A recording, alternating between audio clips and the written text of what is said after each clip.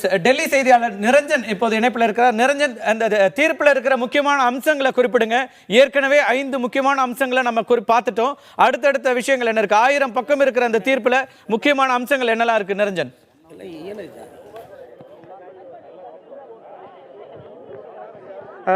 அதாவது இந்த தீர்ப்பை பொறுத்தவரை மிக தெளிவாக மிக எளிமையாக புரிந்து கொள்ளலாம். கீழ் நீதிமன்றம் வழங்கியிருக்கக்கூடிய அந்த தீர்ப்பானது உறுதி செய்யப்பட்டிருக்கின்றது. கர்நாடக உயர் நீதிமன்றம் வழங்கியிருக்கக்கூடிய அந்த தீர்ப்பானது தற்பொழுது ரத்து செய்யப்பட்டிருக்கின்றது. எனவே கீழ் நீதிமன்றம் வழங்கிய அந்த தண்டனை விவரங்கள் இவர்களுக்கு பொருந்துகின்றது. குறிப்பாக அக்யூஸ் நம்பர் 2, 3, 4 அதாவது சுதாகரன், இளவரசி மற்றும் சசிகலா ஆகியோருக்கு இந்த தண்டனை விவரங்களானது பொருந்துகின்றது. எனவே அவர்கள் உடனடியாக பெங்களூரு பரப்பன அக்ரஹாரா அந்த நீதிமன்றத்தில் நீதிபதி குன்ஹா வழங்கிய அந்த நீதிமன்றத்தில் இவர்கள் உடனடியாக ஆஜராக வேண்டும் என்பது உடனடியான ஒரு உத்தரவாக இருக்கின்றது. இவர்களுக்கும் அந்த 10 கோடி ரூபாய் அபராதம் என்பதும் இவர்களுக்கு பொருந்துகின்றது. அதனை அவர்கள் கேட்பதற்கான ஒரு கால அவகாசம் இவர்கள் கேட்கும் பட்சத்தில் அது தொடர்பாக உச்சநீதிமன்றத்தை இவர்கள் அணுக வேண்டிய ஒரு கட்டாயம் ஏற்பட்டிருக்கின்றது.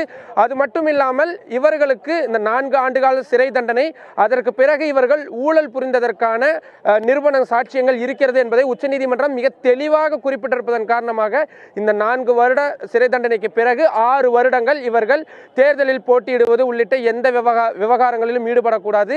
அரசியலிலும் கூட பின்புலத்தில் இருந்துதான் இவர்கள் செயலாற்ற வேண்டிய ஒரு கட்டாயமானது இந்த மூவருக்கும் தற்பொழுது ஏற்பட்டிருப்பது உறுதியாகி இருக்கின்றது. இதுதான் இந்த தீர்ப்பில் இருக்கக்கூடிய மிக முக்கியமான சாராம்சங்களாக இருந்து வருகின்றது.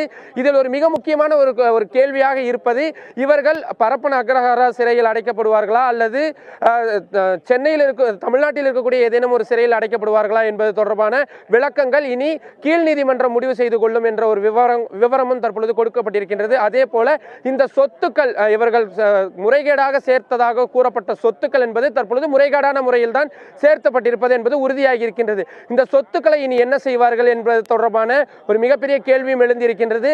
அது தொடர்பான சட்ட விவரங்களும் தற்பொழுது அந்த நீங்கள் குறிப்பிட்டதை போலதான் இது ஒரு 1000 பக்கத்திற்கு மேலான ஒரு தீர்ப்பு கொண்ட ஒரு மிக பெரிய ஒரு தீர்ப்பாக இருந்து வருகின்றது. உச்சநீதிமன்ற நீதிபதிகளே கூட இந்த வழக்கினை நாங்கள் நீண்ட ஒரு ஆராய்ச்சிக்கு பின்னர் தான் ஒரு ஆழமான ஒரு ஆய்வுக்கு பின்னர் தான் நாங்கள் இந்த தீர்ப்பினை வழங்கியிருக்கின்றோம் என்று குறிப்பிட்டதன் காரணமாக அதில் இருக்கக்கூடிய சில முக்கியமான அம்சங்களை தற்பொழுது உச்சநீதிமன்றத்தில் இருக்கக்கூடிய மூத்த வழக்கறிஞர்கள் ஆராய்ந்து வருகின்றார்கள். இது தொடர்பான கூடுதல் விவரங்கள் இன்னும் சற்று நேரத்தில் நமக்கு அடுத்தடுத்து கிடைக்கவிருக்கின்றது.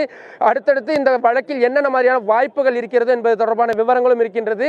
வழக்கறிஞர்களிடம் அது தொடர்பாக கேட்ட பொழுது கூட இவர்கள் இது தொடர்பாக மேல்முறையீடு, அதாவது ரிவ்யூ பெட்டிஷன் இவர்கள் தாக்கல் செய்யலாம். உச்சநீதிமன்ற நீதிபதிகளாக தற்பொழுது இந்த வழக்கினை விசாரித்த பினாக்கி சந்திரகோஷ் மற்றும் அமிதவராய் ஆகியோர் அடங்கிய அமர்வு முன்புதான் மீண்டும் இது விசாரணைக்கு வரும். இவர்களே வழங்கிய தீர்ப்பினை இவர்களே மாற்றி அமைப்பது என்பது இனி ஒரு சூழ்நிலையில் இல்லாத ஒரு விஷயமாகத்தான் பார்க்கப்படும். ஏனென்றால் அவர்களுக்கான பணி என்பது இன்னும் நீண்ட நாட்கள் இருந்து வருகின்றது. இன்னும் 6 மாதத்திற்கு மேலாக அவர்கள் பணியில் இருக்க போகின்றார்கள். இவர்கள் உடனடியாக செய்தாலும் கூட அதற்கு வாய்ப்பில்லை.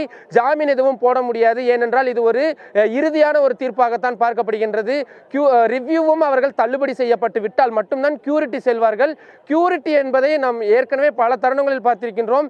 99.9% கியூரிட்டி போட்ட அனைத்து வழக்குகளுமே அது தள்ளுபடி தான் செய்யப்பட்டிருக்கிறது என்பதும் உச்சநீதிமன்றத்தின் ஒரு வரலாறாக இருந்து வருகின்றது. இந்த மாதிரியான இக்கட்டான சூழ்நிலையில் தான் சில சட்ட ரீதியான சில நுணுக்கங்கள் மட்டும் ஆராயப்பட வேண்டியது இருக்கிறது.